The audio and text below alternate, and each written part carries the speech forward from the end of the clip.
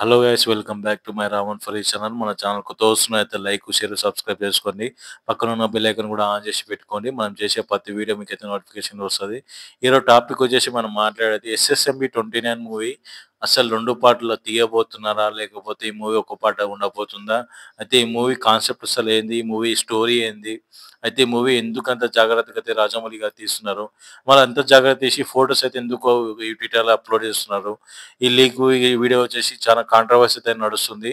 అయితే ఈ మూవీ ఒక ఆల్రెడీ డబ్బింగ్ మూవీ తీసుకొచ్చి రాజమౌళి గారు తీస్తున్నారని చెప్పేసి అయితే చాలా మంది అయితే అంటున్నారు. ఈ మూవీ కాన్సెప్ట్ ఏంటి అనేది వీడియో కొంచెం డీటెయిల్గా అయితే మాట్లాడడానికి ట్రై చేద్దాం. ఇంకొకటి ఈ పార్ట్ ఈ రెండు పార్ట్లు ఉంటుందా అనేది ఈ వీడియో వచ్చేసి డీటెయిల్గా అయితే మాట్లాడడానికి ట్రై చేద్దాం. ఫస్ట్ వచ్చేసి ఈ వీడియోకి వచ్చేసి నేను ఒక 50 లైక్స్ ఇస్తున్నా.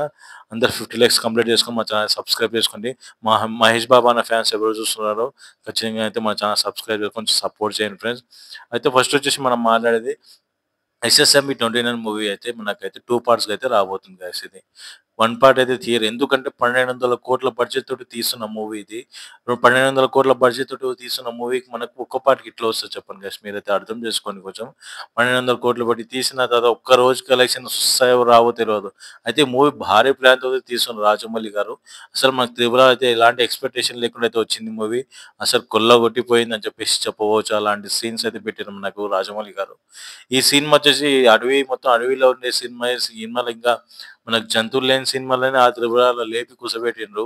అలాంటి జంతువులున్న సినిమాలు ఇంకెన్ని ఊహించుకొని అట్లా తీస్తున్నారో. మొత్తం అడవిలో తీసేది మనకు ఊహకే అందదు. ఆయన మైండ్ సెట్ వేరే, ఆయన కథ అల్లుకోవడం వేరే మైండ్ సెట్. ఆయన ఊహించిన ప్రపంచంలో ఆయన తప్ప మనమైతే ఎవరు వెళ్ళలేము.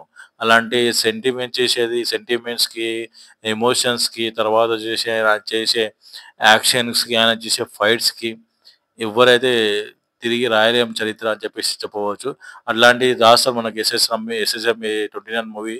రాజమౌళి గారు అట్లనే తీస్తారు మనకైతే.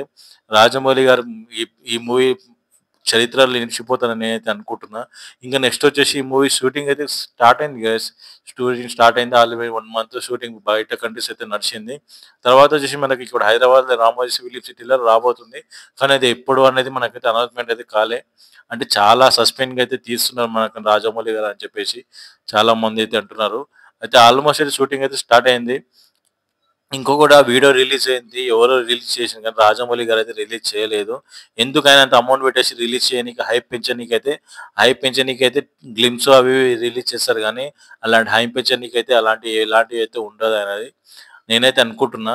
ఇంగా 'ఎస్ఎస్ఎంబి 29' మూవీ గురించి మీరేమనుకుంటున్నారో నాకైతే కామెంట్ సెక్షన్‌లో ఖచ్చితంగా అయితే కామెంట్ చేయండి. ఈ మూవీ ఉందా? లేదా? అసలు మహేష్ బాబు గారు ఈ సినిమాకైతే ఇప్పుడు షూటింగ్‌లో ఉన్నారా? లేదా? అని నాకైతే ఖచ్చితంగా కామెంట్ సెక్షన్‌లో కామెంట్ చేయండి. ఈ వీడియో నచ్చిందని అనుకుంటాను. నచ్చితే మాత్రం లైక్ చేయండి. ఈ వీడియోకొచ్చేసి నేనైతే 50 లైక్స్ ఇస్తున్నా. 50 లైక్స్ కంప్లీట్ చేసుకొని మన ఛానల్ సబ్స్క్రైబ్ చేసుకుంటారని అనుకుంటున్నా. మహేష్ బాబు ఫ్యాన్స్ ఎవరెవరు చూస్తున్నారో ఖచ్చితంగా అయితే ఛానల్ సబ్స్క్రైబ్ చేసుకొని సపోర్ట్ చేయండి. Thank you for watching guys.